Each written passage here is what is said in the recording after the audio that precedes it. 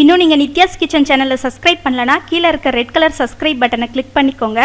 உடனே ஒரு bell icon வரும், அதையும் கிளிக் பண்ணிக்கோங்க. நாங்கள் போடுற வீடியோஸ் உடனுக்குடன் உங்களை வந்து சேரும். இன்றைக்கி நம்ம பூரிக்கு உருளைக்கிழங்கு மசாலா எப்படி செய்கிறதுன்னு பார்க்க போகிறோம். அதுக்கு நான் 2 உருளைக்கிழங்கு பெருசாக எடுத்து இந்த மாதிரி கட் பண்ணி உப்பு போட்டு குக்கரில் மூடி வச்சுட்டேன். இதை 3லேருந்து 4 விசில் விட்டு ஆஃப் பண்ணிக்கோங்க.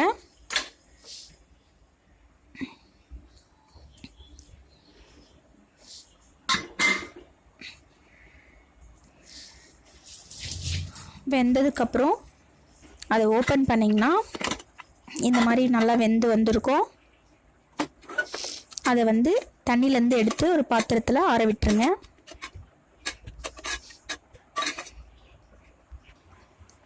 இப்போ அதுக்கு என்னென்ன அந்த மசாலா செய்கிறதுக்கு என்னென்ன பொருள்லாம் தேவையோ அதெல்லாம் நான் எடுத்து வச்சுருக்கேன்.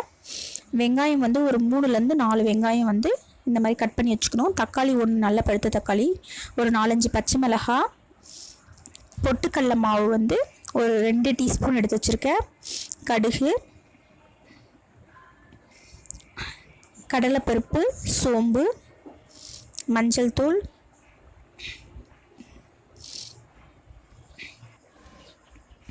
இப்போ நம்ம ஆற வச்ச உருளைக்கிழங்கு இந்த மாதிரி தோல் எடுத்து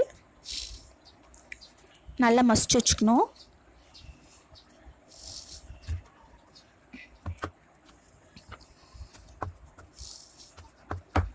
இந்த மாதிரி நல்லா மசிச்சுக்கோங்க.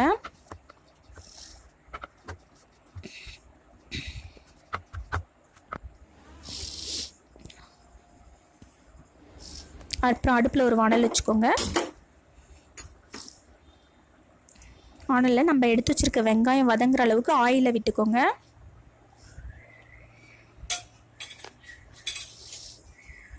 ஆயில் நல்லா ஹீட் ஆனதுக்கப்புறம் ஒரு 1/2 டீஸ்பூன் கடுகு சேர்த்துக்கோங்க. கடுகு வெடித்து வரும்போது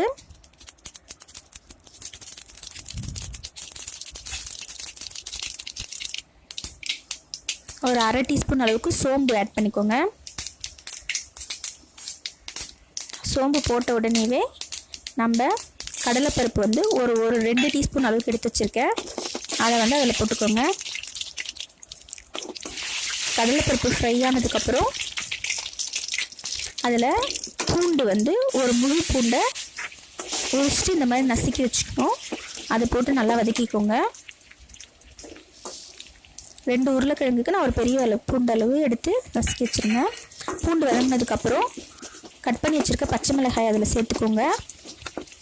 இதில் முழுக்க காரத்துக்கு பச்சை மிளகாய் தான் ஆட் பண்ணுறோம். அதனால் உங்கள் காரத்துக்கு ஏற்ற மாதிரி நீங்கள் ஆட் பண்ணிக்கோங்க. அதுக்கப்புறம் கட் பண்ணி வச்சுருக்க வெங்காயத்தை சேர்த்துக்கோங்க. நான் பெரிய அளவு 2 உருளைக்கிழங்குக்கு 4லேருந்து 5 வெங்காயம் கட் பண்ணி வச்சுருக்கேன். பூரி மசாலாவுக்கு எப்பயுமே வெங்காயம் எந்த அளவுக்கு நீங்கள் அதிகமாக ஆட் பண்ணுறீங்களோ அந்தளவுக்கு ரொம்ப டேஸ்ட்டாக இருக்குங்க. அதனால் வெங்காயத்தை நிறைய ஆட் பண்ணிக்கோங்க. வெங்காயம் சேர்த்துட்டு இந்த மாதிரி நல்லா வதக்கி விட்டுக்கோங்க.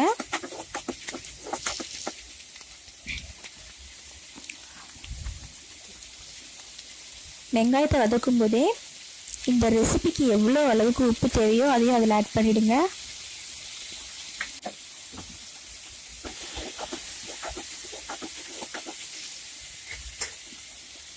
உப்பு சேர்த்ததுக்கப்புறம் அதில் ஒரு 1/2 டீஸ்பூன் அளவுக்கு மஞ்சள் தூள் ஆட் பண்ணிக்கோங்க.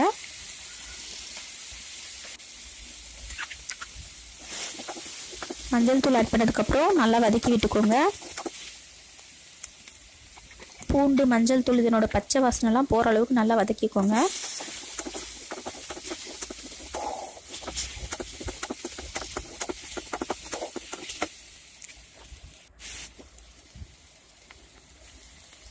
வெங்காயம் நல்லா வதங்கினதுக்கப்புறம் அதில் கட் பண்ணி வச்சுருக்க தக்காளியை சேர்த்துக்கோங்க. தக்காளி 1 ஆட் பண்ணால் போதும்.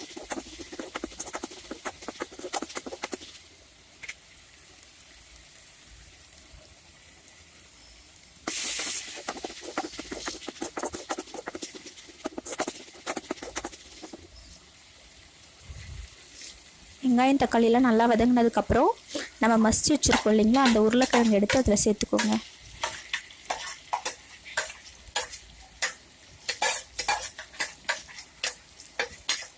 உருளைக்கிழங்கு சேர்த்ததுக்கப்புறமா அந்த வெங்காயம் தக்காளி கூட அது நல்லா மிக்ஸ் ஆகிற அளவுக்கு அது நல்லா கலரி விட்டுக்கோங்க. இதை கலரும்போது அடுப்பை சிம்மில் வச்சுருங்க, இல்லைன்னா அடி பிடிச்சிரும். இந்த மாதிரி நல்லா மிக்ஸ் ஆனதுக்கப்புறம் அதில் வந்து ஒரு 3 கிளாஸ் அளவுக்கு தண்ணி ஆட் பண்ணிக்கோங்க.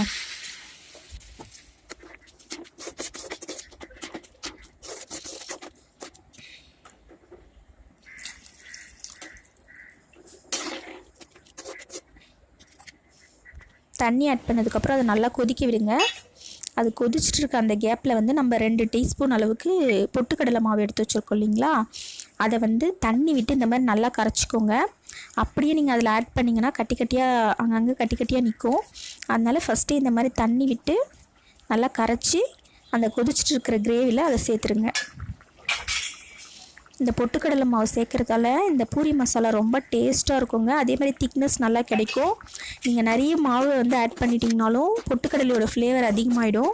அதனால் 2 உருளைக்கிழங்குக்கு 2 டீஸ்பூன் அளவுக்கு சேர்த்திங்கன்னா போதும். அதை சேர்க்குறதால ரொம்ப டேஸ்ட்டாக இருக்கும் இந்த மசாலா. சேர்த்துட்டு இந்த மாதிரி மூடி வச்சு சிம்மில் வச்சுட்டு வேக விட்டுருங்க. நல்லா அந்த வெங்காயம் உருளைக்கிழங்கு எல்லாம் சேர்ந்து வந்துடும், நல்லா வெந்துடும்.